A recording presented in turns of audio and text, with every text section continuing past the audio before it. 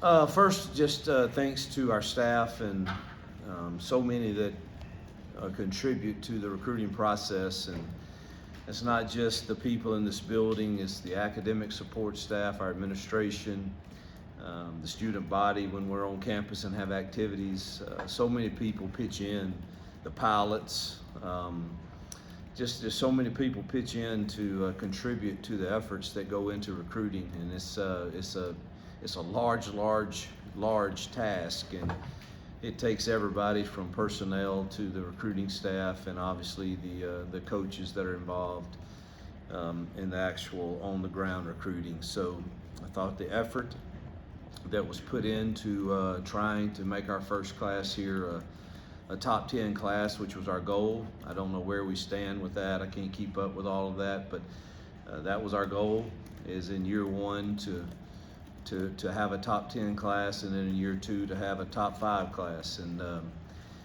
that is the way I think you start building a program that is able to stack itself upon each other and create a competitiveness among the roster that drives you to chase a standard every day that's needed to win in this conference. And so just thanks to all the people that pitched into that. And it takes obviously the people that have helped fund this building and the facilities and the resources we have.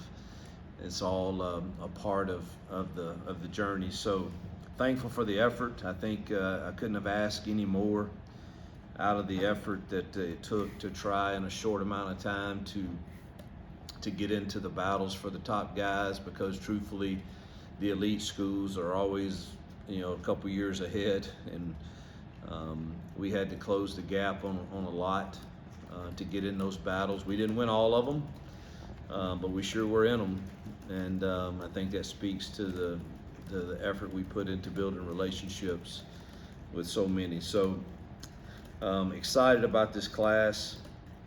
We focused on the high school class. I said that in our press conference the other day. I don't know that that's the right approach, but it certainly I did not want to. I wanted them to feel like they're the priority, and so we did not chase hard in portal on everyone that could play, and there was a lot that could, because we were just committed to making sure that our high school class felt like they were the priority of us establishing the true rebuild here at Auburn. And now we'll go from here, and hopefully there'll be the missing pieces that we did not land. We will hope that we can find them either between now and the spring term, or after the spring practice and that portal opens again. We'll see what happens then with what our needs will be at that time. So excited about the class, obviously just thrilled with the effort, and I really believe that the young men that we've signed and the families they come from, I love these kids. I love them as individuals. I think they're genuine. I think they want to help a program reestablish itself as one of the elite programs in the country, and I think they love to work at it, and excited to get a lot of them here soon and go to work. Questions? Second Hey, just how much effort went into keeping the guys that were committed versus going out and trying to fill guys? It was both. I mean, you can't. Listen, last night it was. There's some schools in this conference that they believe in last night efforts, and what you gotta fight, and you gotta hold on, and you gotta stay up all night and play video games and do stuff that's out of my comfort zone, and but you just there was some late night pushes, and we held on some, and won and lost one, and people in this conference are good at what they do, and I don't always like what is done, but it's you gotta have plans, and you gotta fight for it, and But it was both. I mean, you got to try to hold on to your good ones and all of yours, and then trying to win a few battles at the end on some kids that are undecided. Mike, Carla? Coach, you guys attacked the skill positions really hard in this class. You had a lot of good successes, but so many games are won and lost in the trenches. Can you talk about offensive line recruiting in this class and how you guys plan to fill some holes you may have coming up there?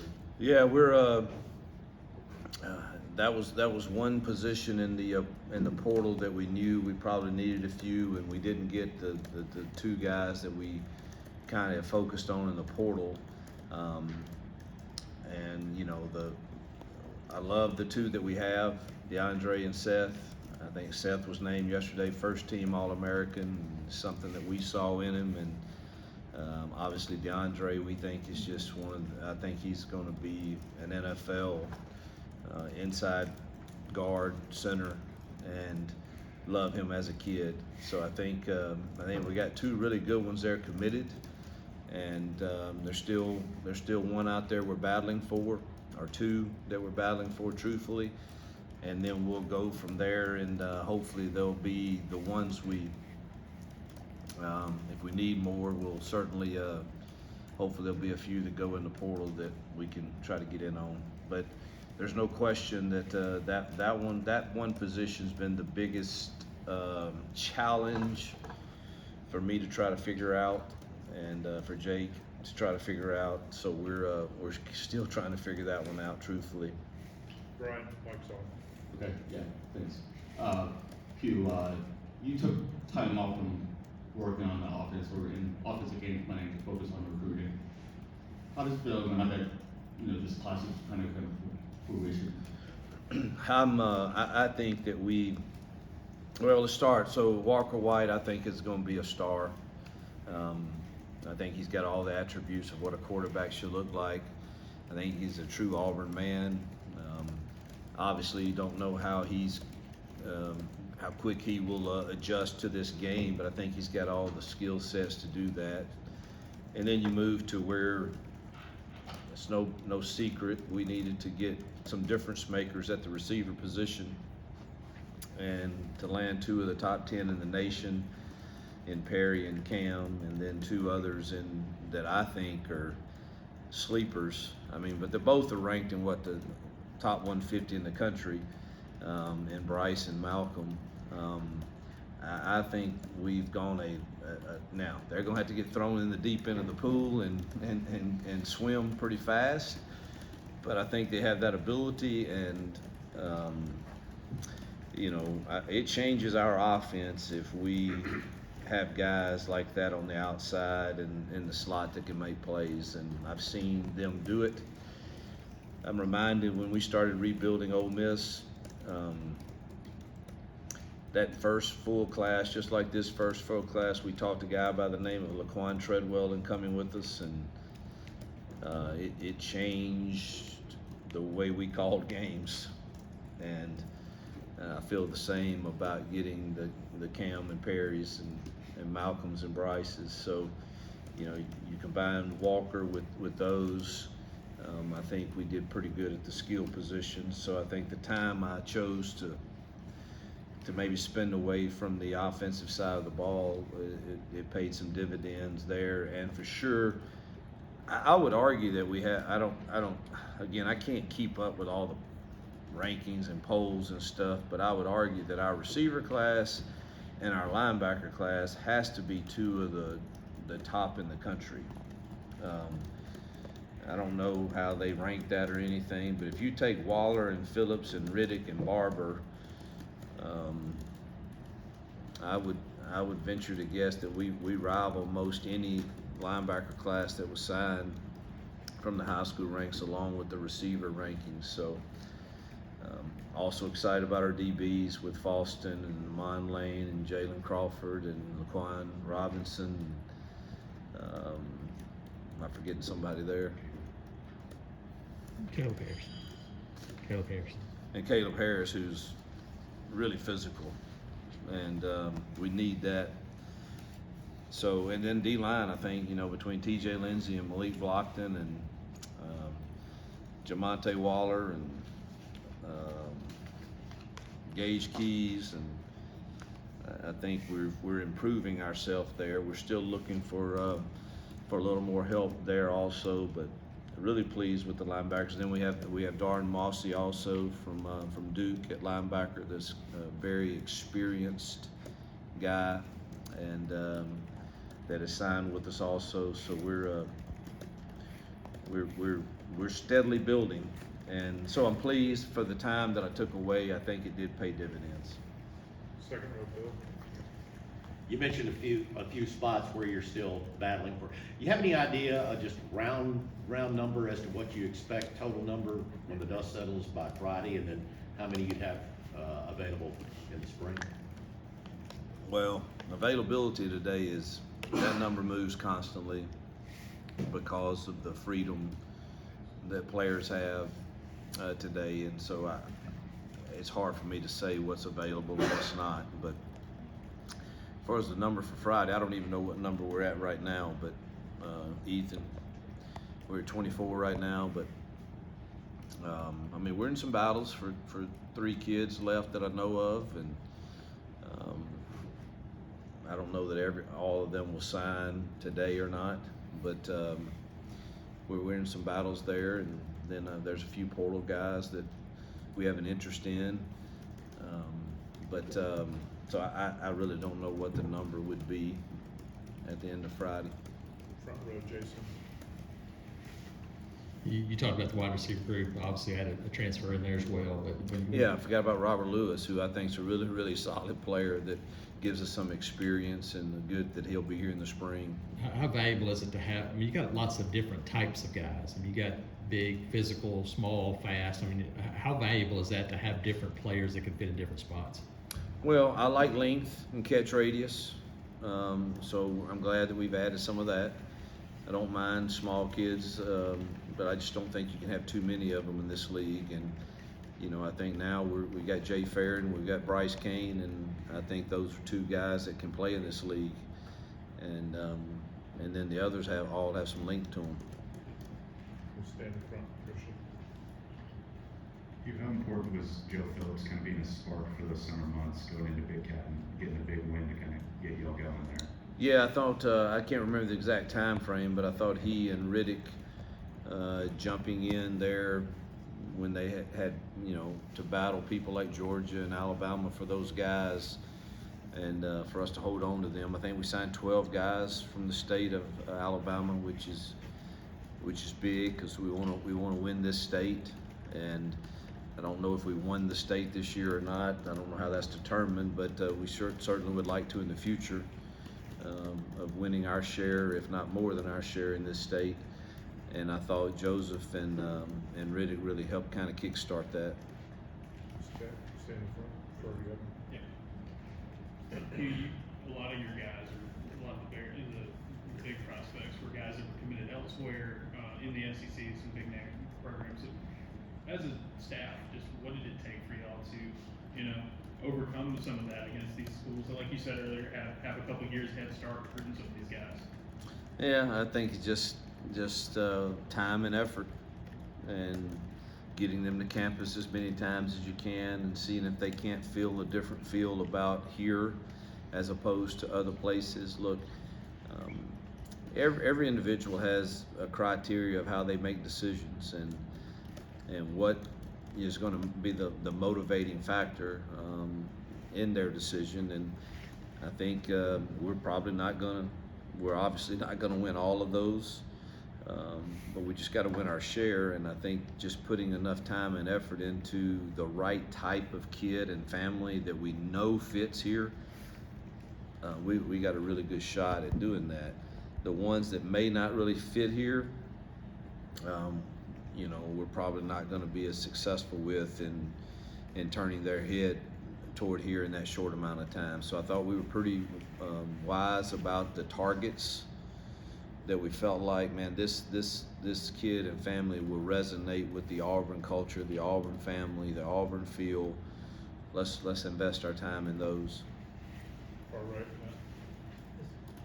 One of those SEC flip guys was a Cam Coleman. That was obviously a really wild recruiting process.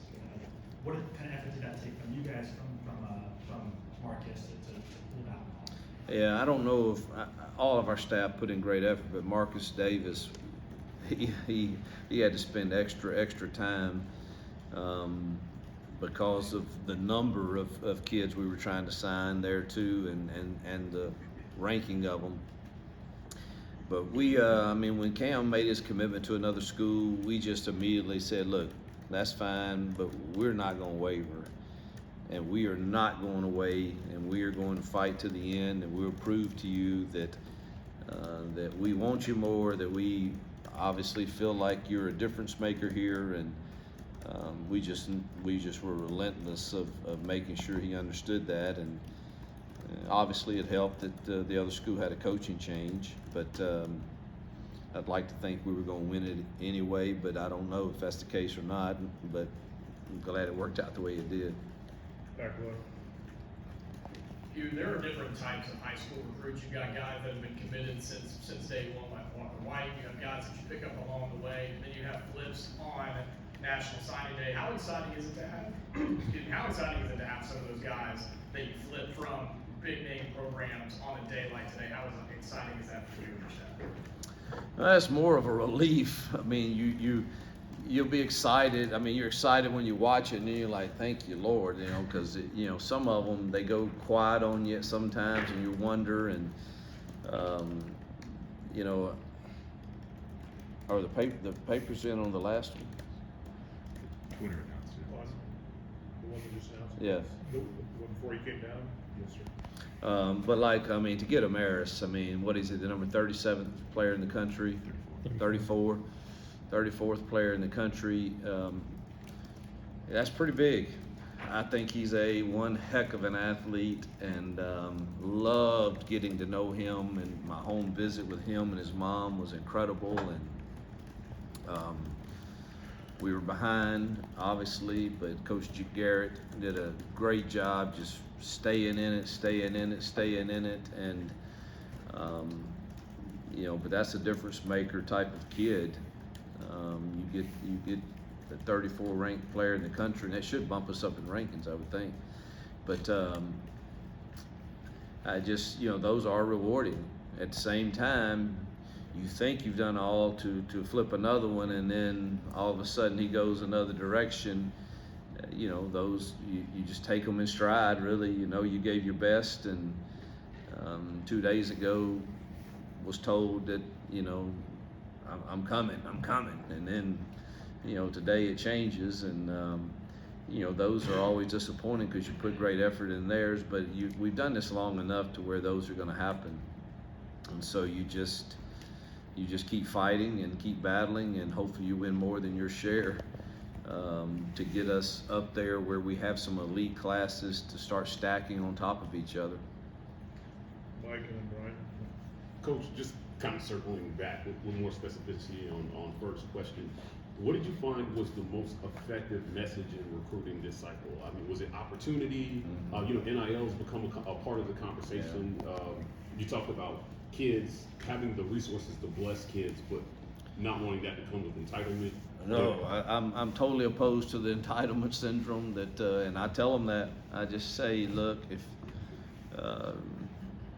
truthfully, if I had my way, which I wouldn't, and I'm sure there's something, but I'd just soon everybody, whatever NIL agreement they have, it would be all be the same for your level of classification on the base, and then everything else is incentive. You play in 30 snaps, man, you get this. You win a game, you get this. Man, I would love to see people have to earn and strive to move themselves up and do that, but they don't ask me, and so it is what it is. So that's certainly part of the game, and you know, we're only allowed to give them a range, but that we would see them valued at. But I really think that it's the selling pitch is, look, this place has played for 2 national championships. Yeah, it hadn't been as recent as some of the other elite, but there's only in 12 or 13 years, only 6 schools that can say that, and this is one of them. All right, so yes, you can go to the elite right now and you can help them sustain, and there's nothing wrong with that. You could also choose that you want to be a trailblazer and do something different and join together with a group of guys and return a program that's proven it can be there and return it back to that.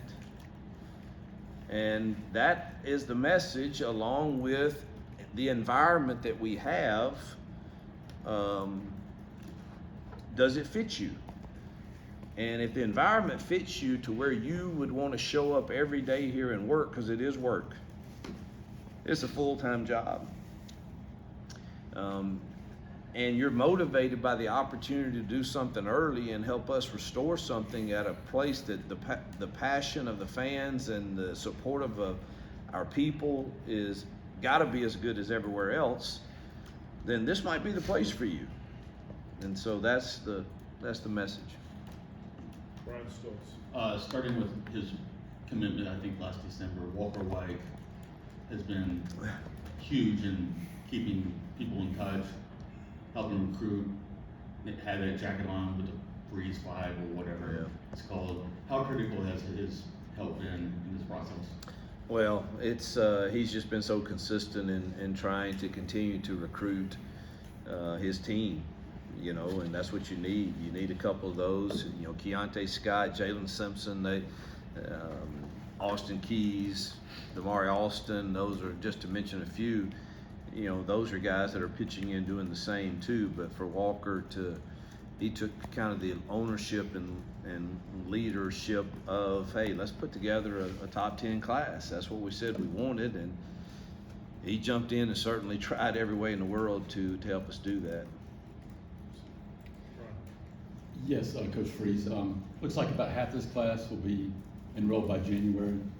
And just those guys, and really the whole class overall. A lot of these guys are going to have an opportunity to play right away. You feel like?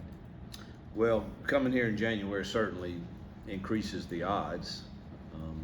I'm not saying that others that show up in summer won't, but having them here in all of spring ball with the whole semester to train with Dom, to get in the routine of what it's like to be a college football player and a student, I think is going to pay them dividends. And then you have the summer to continue to train with Dom, and they roll into fall camp and they kind of already know the system and the verbiage, and so it certainly gives them a chance to have a fair shot at jumping in there and playing some.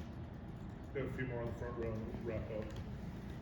You said next year the goal is top 5 class, and you talked earlier about having to catch up, with the head start in the 25 class and kind of moving forward. Do you guys feel like you're off to a good start, or able to take advantage of that and try to be in a position to make a run at a top 5 class next year, is what y'all done already? Well, I'm optimistic. I don't know. You guys probably would know better than I where we kind of currently stand in that, but he said we're already at 5, so we just got to hold on. We just got to keep holding on and add something to it. So yeah, I think with what we did this year in the short time we had, I think it's a reasonable expectation to think we should be around that top 5 range. If we're 6 and 7, I don't know that that's terrible either, but we need to stack some classes that are competitive with the ones that we're chasing to close the gap on, and I do think it's reasonable to expect that. You were with the transfers, Robert Lewis, Gage Keys, and Dorian from Duke. What did you see out of those guys that kind of fit in those spots you're looking for? Dorian, mature, played a lot of football, solid, smart, understands fits, put him on the board, talk about that. He understands it all. Played in a similar system.